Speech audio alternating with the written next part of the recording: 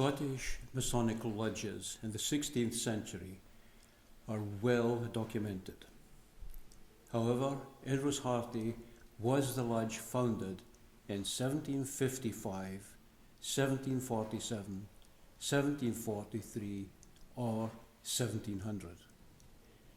It is true that the Rosehearty Lodge joined the Grand Lodge of Scotland in 1755. There also exists the Lodge seal of 1747 as a marker of an earlier date. Then the Lodge minutes recorded in 1793 the Jubilee year and marked it with celebrations, thus dating the founding in 1743. In order to found a Masonic lodge in those days, permission had to be granted by the local laird, and that would have been Alexander IV, Lord Forbes of Pitsligo. Was he a Mason?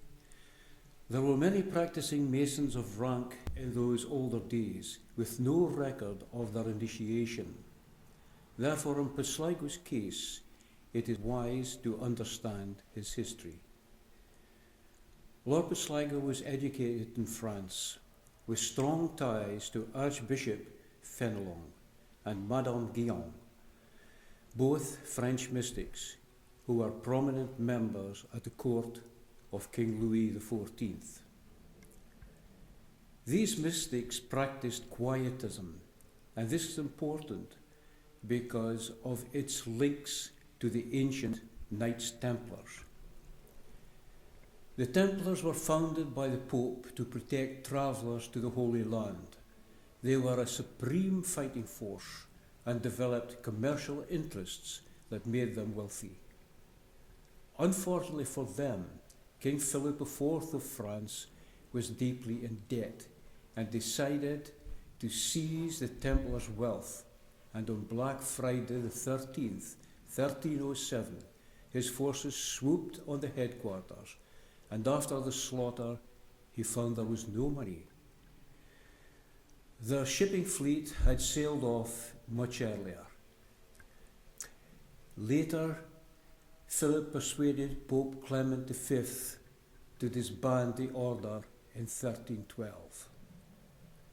Following their oppression, they emerged under different guises, and eventually the Quietists became one of those who followed their mystical lifestyle. When Pitsligo arrived back home to Rosehearty in 1700, he built a monastic retreat to a design similar to his friend Pierre Poiret's at Rijnsburg in South Holland. Within this monastery at Braco Park, both men and women studied the art of Madame Bourgoigne's quietism.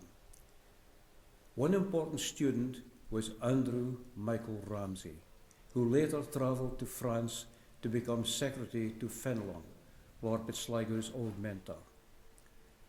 And later, in 1737, he was responsible for modernising Freemasonry to today's standards.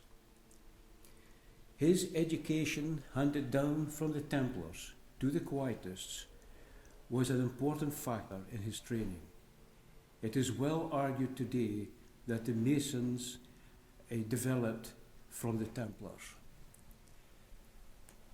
Therefore, I would argue that Lord Pitsligo, being a prominent Quietist, with the knowledge of the Templars deep in his blood, and the lodge being founded in 1743 with his permission, that there is no doubt Pitsligo was the architect of this Masonic order at Rosehearty, as he was of the 1700 Quietist College at Braco Park, and in the house at Rosehearty too.